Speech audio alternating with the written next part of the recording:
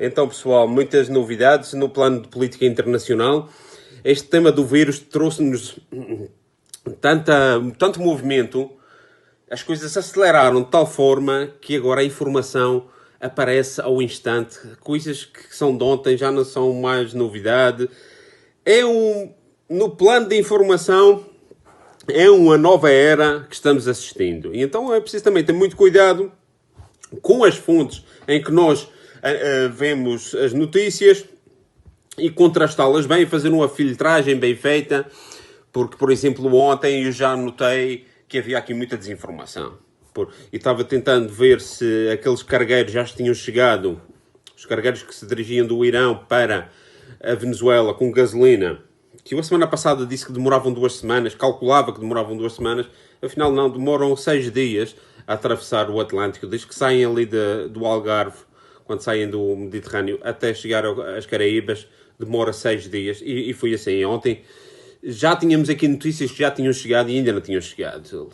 Portanto, o primeiro já chegou, está confirmado, e os americanos não atuaram, e ainda bem que não houve nenhuma crise aqui que poderia escalar muito rapidamente.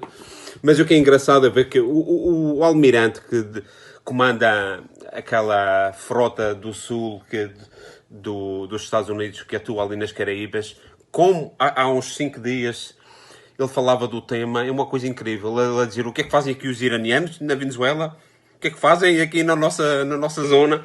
Isto é doutrina Monroe 100%, principalmente estes neocons. Têm aquilo é o pátio traseiro dos Estados Unidos. Quem é que os convidou para vir para aqui? O governo da Venezuela aqui não pinta nada. Aqui quem manda somos nós, a Venezuela não pode vir. E veio aqui este John Bolton, o tal ex-conselheiro do Trump, que foi demitido por alguma razão, deve ter sido, não sei bem. Ele andava ali a empurrar para haver uma guerra, para a intervenção na Síria e contra o Irão, queria uma invasão do Irão. Este tipo é dos piores falcões dos neocons, o John Bolton. E ontem escreve no Twitter que, vamos tentar traduzir isto melhor, de forma mais fidedigna, devíamos estar muito preocupados com a renovado meddling, com a intromissão da China, da Rússia, da Cuba e do Irão na Venezuela. O que é isto? O que é que vêm estes tipos fazer para a Venezuela? Para o nosso pátio traseiro?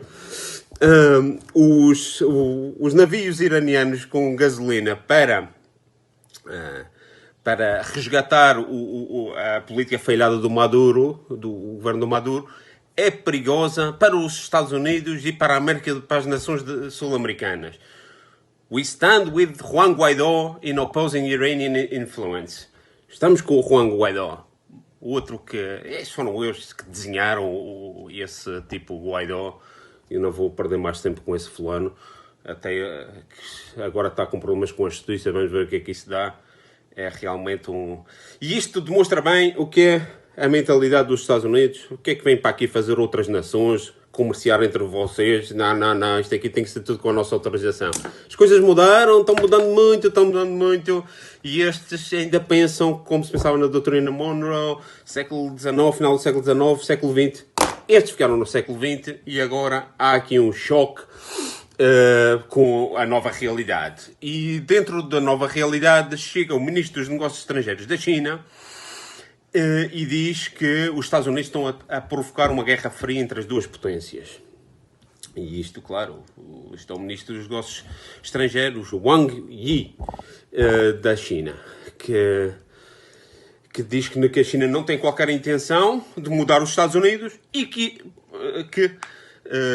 exige que os Estados Unidos não tenham nenhuma intenção em mudar as coisas na China. Porque, claro, os serviços de inteligência, os meios de comunicação, onde os Estados Unidos têm o dedo, têm sempre a ideia de mudar as coisas por dentro. Portanto, eu julgo que prepara-se, desde as potências ocidentais, principalmente dos Estados Unidos e da Grã-Bretanha, uma campanha através das suas ONGs e do seu soft power de começar a provocar problemas na China, como vimos em Tiananmen há uns anos atrás, e agora, precisamente, está cumprindo um ano dos protestos de Hong Kong, faz um ano, e agora houve a quarentena, as pessoas estavam em casa, e com pretexto de celebrar um ano, voltaram os problemas em Hong Kong. Já sabemos que a Grã-Bretanha tem ali tem interesses, aquilo é mais um posto de alta finança e de comércio geoestratégico para a Grã-Bretanha. Nunca aceitaram esta transferência de bom grado, ou seja, querem reconquistar Hong Kong, e por aí vemos que ainda há dias que a Grã-Bretanha está fortalecendo a sua presença naval com 2 novas bases ali em Singapura e no Brunei por causa deste tema. Aí há o velho tema do choque entre os interesses da Grã-Bretanha e da China naquela zona asiática. Isto é no plano da geopolítica. No plano histórico, vamos cá dizer, da história recente, também que tem a ver com os Estados Unidos, o jornalista da Fox, este Tucker Carlson, é interessante este tipo, não sei o que é que ele faz na Fox, ele é bastante crítico com toda esta gente, com o Bolton, com muito dessa clique neoconservadora que rodeou Trump. Acho que este foi chamado a ser conselheiro do Trump, este Tucker Carlson. Acho que é um tipo jovem que era bom que os Estados Unidos dessem mais atenção a este, ao senador Rand Paul, filho do ex-congressista Ron Paul, também mais ou menos na mesma linha de temperança e de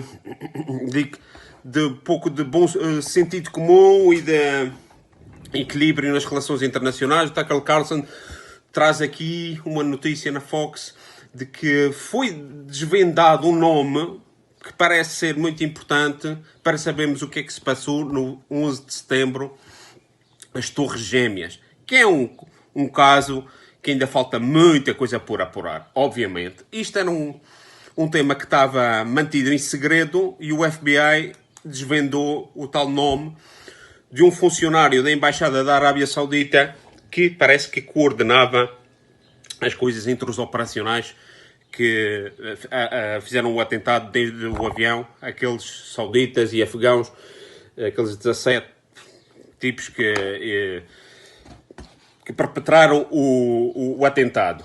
Portanto, isto aqui coincide também com a altura que o petróleo vai deixar de ter importância, e vejam como a Arábia Saudita já começa a ser descartada.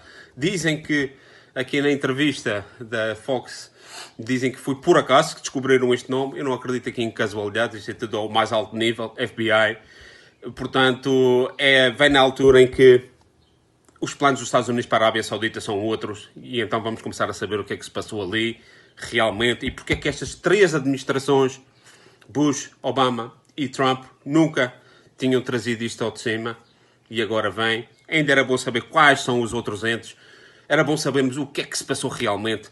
Não cabe na cabeça de ninguém que o centro do maior império de sempre tenha sido atentado, destruído, aquelas 2 torres por 17 pessoas que vêm do Afeganistão, de cavernas.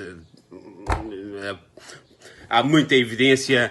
Chamem de teoria da conspiração, chamem de o que quiserem. Agora já se começam a ver novos nomes. Isto é importante. No mesmo sentido, também ontem, aqui foi um grupo de arquitetos e engenheiros, outra vez os arquitetos e engenheiros, as pessoas do domínio técnico, a contestarem a informação oficial. A Torre 7, aquela tal Torre 7 que não foi impactada por nada, não caiu pelo calor do fogo. Portanto, isto aqui, eu vou pôr aqui os links. Isto aqui é de uma Construct and Connect do Canadá, e traz todas as evidências que eles dizem que é impossível ter sido esta a teoria. Ou seja, a teoria oficial para a torre número 7, não, do ponto de vista técnico, não tem cabida. Mais um dado para desmentir a versão que nos foi vendida e que muita gente, a maioria das pessoas, acredita. E isto é no ponto de um apanhado de resenha de notícias. Agora, também temos aqui uma uma coisa interessante, que é uma entrevista. Eu reconheço que isto passou-me ali à frente do YouTube, chamou-me a atenção e então eu vi a entrevista deste tal Zizek, Slavoj Zizek, que é um neocomunista, é um tipo que se diz que quer o comunismo de volta. E eu sinceramente nunca tinha prestado muita atenção ao que ele diz, porque irrita-me um pouco a forma como ele fala, tem muitos tics e fala assim, e com as coisas, e tem uma pronúncia que... E o entrevistador também, o canal dele é um destes anarcocapitalistas, a favor do anarcocapitalismo. Que sinceramente, eu acho que agora que já vi mais umas entrevistas dele, eu acho que ele até nem é má. É daquela área libertária que acredita que o capitalismo são ingênuos. Que acredita que o capitalismo é isto, que as pessoas todas possam ser capitalistas e não vê o que é na realidade.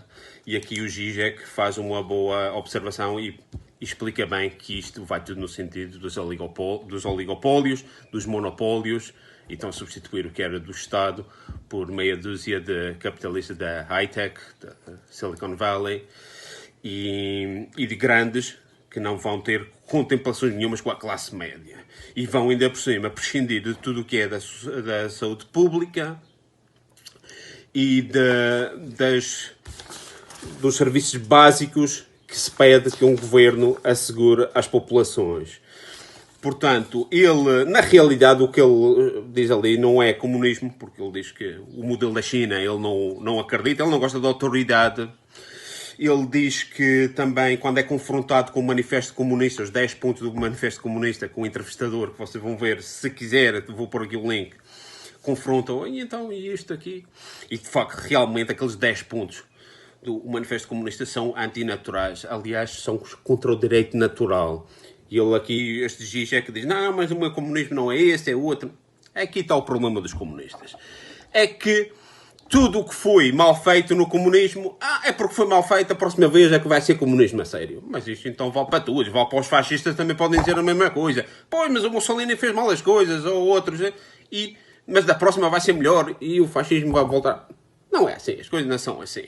Então, o que ele realmente... não se pode ter este tipo de desculpas. Não há uma seriedade na análise histórica das falhas. Mas é interessante a entrevista.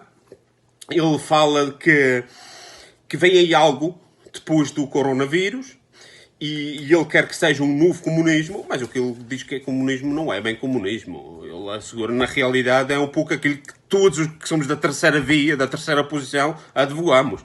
Sociedade de economia mista. Mas com especial incidência do Estado voltar a ter as funções que se demitiu durante os últimos anos e que estes erros que fizemos depois da crise de 2008 não se voltem a repetir, porque se voltamos a repetir, então estamos fritos. E isso eu estou de acordo com ele. Ele fala aqui de vários temas, fala de que os Estados Unidos está agora tendo posturas socialistas, e está claríssimo, e acho que até ainda por cima tem que sair e vai nesse sentido. Ele até fala da possível aplicação da lei marcial. E isto talvez vamos falar num dos próximos episódios, porque se o pessoal pensa que os Estados Unidos vai ter eleições daqui a meio ano, pode ser que não seja bem assim. Pode ser que não seja bem assim. E eu não vejo o Donald Trump a querer se submeter a perder umas eleições. Portanto, há esta possibilidade de não haver eleições e as coisas serem tratadas de outra forma, mas isso fica para outro capítulo. Vou deixar aqui os links de todos estes temas que eu falei. Eu sei que aqui há algum pessoal que vai aparecendo, o pessoal do Brasil. Vamos falar do Brasil, das relações de Portugal e do Brasil, muito importantes para o futuro.